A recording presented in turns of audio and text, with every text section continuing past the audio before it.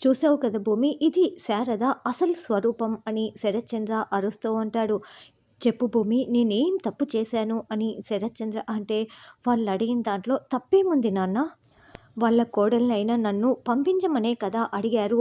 అందులో తప్పేముంది? అందులో నాకెక్కడ తప్పు కనిపించటం లేదు. మీరెందుకు ఇలా మాట్లాడుతున్నారు అని భూమి అడగటంతో శరత్చంద్ర షాకింగ్గా భూమి మాటలు వింటూ ఉంటాడు. ఇక అపూర్వ ఊరికే ఉండకుండా అదే భూమి బలహీనత. తన కోసం మనం ఎంత చేసినా మనల్నే తప్పు పడుతోంది అని అపూర్వ అంటుంది.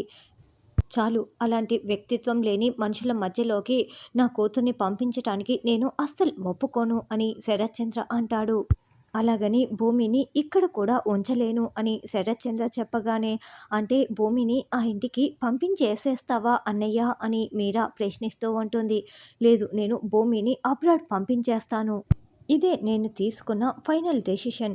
నా నిర్ణయాన్ని ఎవరూ కూడా కాదనడానికి వీల్లేదు అని శరత్చంద్ర అరుస్తూ వేలు చూపిస్తూ వార్నింగ్ ఇచ్చి లోపలికి వెళ్తాడు. భూమిని అబ్రాడ్ పంపించేస్తానని శరత్చంద్ర చెప్పగానే అపూర్వ, సూర్య ఇద్దరు ఒకరిని ఒకరు చూసుకొని టెన్షన్ పడుతూ ఉంటారు. ఆకాష్, శారద ఇద్దరు అక్కడి నుంచి వెళ్ళిపోయి ఉంటారు. ఇక భూమి శరత్చంద్ర మాటలు విని కుప్పకూలి ఏడుస్తూ ఉంటుంది. నేను అబ్రాడ్ వెళ్ళటమా అని చాలా బాధపడుతూ ఉంటే, అదేంటి ఈయన ఇలాంటి నిర్ణయం తీసుకున్నాడు అని కేపీ చాలా బాధపడుతూ ఉంటాడు. భూమి అబ్రాడ్ వెళ్ళకుండా ఏం చేస్తుందన్నది రానున్న ఎపిసోడ్లో తెలుసుకుందాం.